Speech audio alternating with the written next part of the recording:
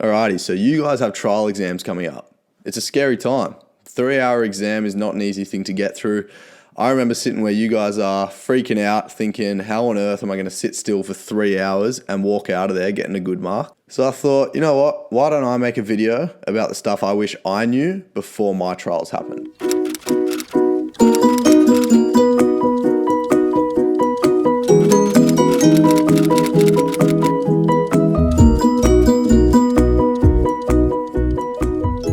Having just done those 3-hour exams a couple years ago, I think I've got a pretty fresh perspective on what it's like to sit them and how to prepare for them so that you guys can maximize your marks and smash the HSC this year. Yes, trials are important, and yes, you should treat them kind of like the HSC, but at the same time, you've still got 50% of your ATAR coming from your HSC exams. So if trials don't go to plan, that's fine. You've still got another chance to make up for that. Now, before we get into the crux of the video, I want to remind you guys of something, and it's something that a lot of people tell you in year 12, but it's really hard to actually understand what they're saying. The HSC really is not as important as what you think it is. The HSC is important. It opens doors for you. Getting your HSC and graduating with a good ATAR, all that does is make life after school a little bit easier. That's all it does. So my point is, not doing as well in your trials or your HSC as what you would have liked is not going to affect what your life turns out to be. I'll say that again. Not doing as well in your trials or your HSC as what you would have liked is not going to affect what your life turns out to be. It's got nothing to do with that. All the HSC does is open doors for you. So yeah, try your hardest. Give it your all. Hope for that amazing ATAR. But if it doesn't happen, don't freak out because there are so many other ways to get where you want to go in life. So to make a trials video, I sort of sat on it for a while because there are so many different things I could talk about and I really wasn't sure how to talk about them all in a way that's engaging and in a time frame that'll actually keep you guys listening. So basically this is what I came up with. I thought we'd do it in 2 big parts. The first part is the process. How are we actually going to study for those trials? And the second part is going to be my top tips. Step number 1 is to get the boring stuff out of the way. You see, we really need to tick off that boring stuff and start with that so that we can just put it behind us and then move on to the fun study.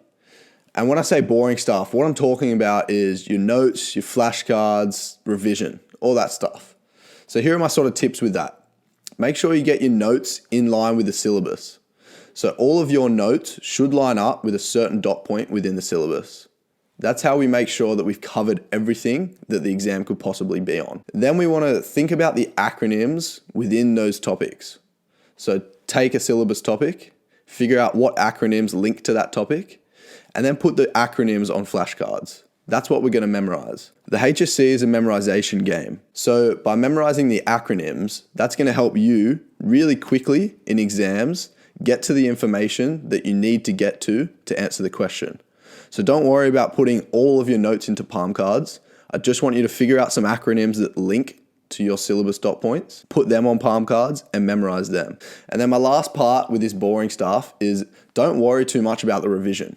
There is literally no point going through your notes, highlighting stuff, reading it over. It does nothing for your brain. It's just going in one ear, out the other, or in this case, in one eye, out the other.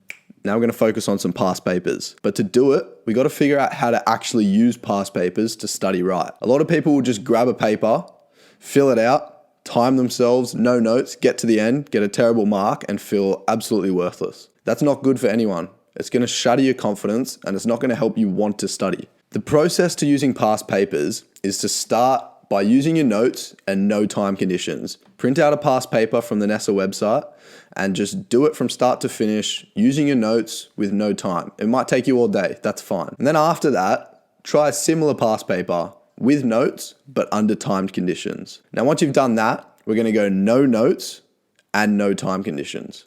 So that way you're not using your notes, but you've got as long as you want to think about each question. Now, once we've done all 3 of them comfortably, that's when you guys should sit the past paper from start to finish with no notes under the specified time conditions. Now, we also got to understand what past papers are used for in study. You see, past papers have a specific purpose, and each section of that paper is going to serve some sort of purpose for our study. So let's break it down. Number 1, multi-choice is used to learn content. When you get a question wrong, try and figure out why you got that wrong. That's what's going to help you learn. The short answer section has pretty specific questions that require a super concise answer. So this is a perfect way to test what you know and figure out what you don't know. When you figure out what you don't know, that's what you guys are going to study. There's no point wasting time on learning stuff you already know. And then we use extended responses to consolidate our knowledge. If you get to the end of an extended response, feel like you've nailed it, that's when you know you're ready to tackle the full paper. That's all I do for study. That's all I recommend you do for study. Just use past papers, follow the process, and understand what each section gives you. And it's that simple. Remember, they can only test you on what you've actually learnt throughout the year. So the more questions you cover in these past papers, the more prepared you'll be. All right, that's section 1 out of the way. Now let's jump into section 2. These are my top tips for beating procrastination, studying well, and getting to your trials ready to smash them. Number 1, you can beat procrastination by staying off your phone. We all know that, everyone says it, but how can we actually do that? So my top tip, and some of you might find it a bit weird at first, but it works wonders for me, is to time-lapse yourself studying. So set up your phone somewhere near you, facing your computer, facing your pen and paper, turn it on to time-lapse mode, and film yourself studying. This is going to allow you to be off your phone, so you're not going to be tempted to touch it. And it also gives you the motivation at the end to study again. You can look back and be like, yeah, I studied pretty well today. It always helped me with exams. It helps me now at uni. So give it a go, see if you like it. It'll keep you off your phone and give you an awesome video to watch back. Number 2, focus on studying smarter, not harder. You see, there's no point trying to turn a 4 out of 5 answer into a 5 out of 5. You should instead be focusing on turning a 1 out of 5 into a 4 out of 5. We need to focus on the stuff that we're not so confident with, because that's where we're lacking and that's where we're gonna lose marks in the exam. Number 3, use spaced repetition. There's no point having a sheet of notes and just reading it every morning. What we want to do is use spaced repetition, which means we repeat something to try and memorize it over different periods of time. For instance, let's say we got a flashcard with an acronym on it. We read that acronym out loud on a Monday morning. We get it right. Chuck that palm card somewhere and don't touch it for another 3 to 4 days. Then try it again. Now the key to this is when you get one wrong, try it again the next day. If you get it wrong again, try it again the next day. Keep trying it again each day until you get it right. Once you've got it right, then throw it somewhere else and don't touch it for a few days. Leave a larger gap in between each one. That's going to help you memorize it better because it allows the brain to forget it and relearn it. And the more times we relearn something, the better it sticks in our long-term memory. Number 4, keep an error diary. Whenever you do a past paper and you get questions wrong, write those questions down on a piece of paper that's specifically for that subject. Check over that error diary every few days and make sure you reattempt those questions. That's where we're going to get those marks, on the stuff that we're not confident with, on the stuff that we don't know.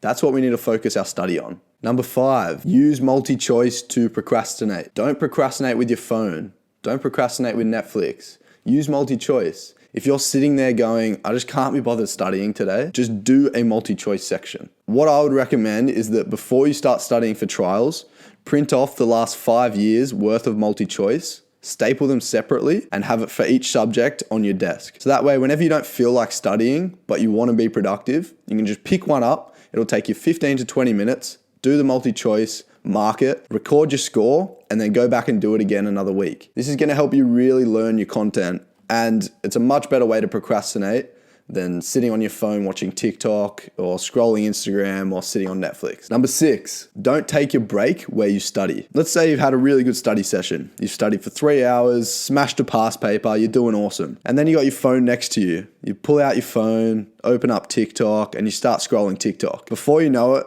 an hour and a half will gone by, and you're sitting there with nothing productive to show for it. You see, when we take our break in our study area, it's going to mean your brain is accustomed to using that area for break, which means you're never going to get back to studying that day. We need a reset. Once you finish studying, go out in the living room, go for a walk, just get out of the house, get out of your bedroom, get out of the library, wherever you study, and take your break there. 20 minutes, 30 minutes max. And then go back to your study area and get back to it. Number 7, have a to-do list. Make a new to-do list every single day. If you don't tick stuff off, that's fine. But just make sure you've got the to-do list there because that's what's going to keep you accountable throughout the day. I use the Microsoft To-Do app, and it's a massive screen on your laptop or on your phone that keeps you accountable throughout the day when you forget what's coming up next. Number 8, if you have to start a new Netflix series, which I recommend you don't do, but if you have to start a new Netflix series, make sure every episode is 20 minutes or less. Once we get over that 20-minute threshold, you're more likely to watch multiple episodes and waste hours watching Netflix rather than studying. 20-minute episodes like The Office or Brooklyn Nine-Nine are perfect because it'll give your mind a little break, but it also won't take away hours of your study period. Number 9, make sure you stagger the difficulty of the study that you do throughout the day. Let's say you wake up at 9 a.m. and do a 3-hour practice paper start to finish. Reward yourself after that by doing something easy like some multiple choice. You see, if we burn ourselves out throughout the day by doing multiple exams and just trying to cram as much in as we possibly can, our brain's going to hate studying, and that's going to really decrease your motivation leading into the next day of study. So if you study hard in the morning, study easy in the afternoon, or vice versa. Number 10, my biggest study tip, and something that I wish I listened to much earlier on in high school, and that is don't burn yourself out. Take breaks all the time. Go see friends, go for a surf, go play netball, go play soccer, go to the snow for a weekend. Just make sure you give yourself and your brain some time to reset. Because the worst thing you can do is cram as much study in as you possibly can and then get to the day of your exam and crash. The way to do this is to make sure you start early because that's going to allow you to afford to take a day off.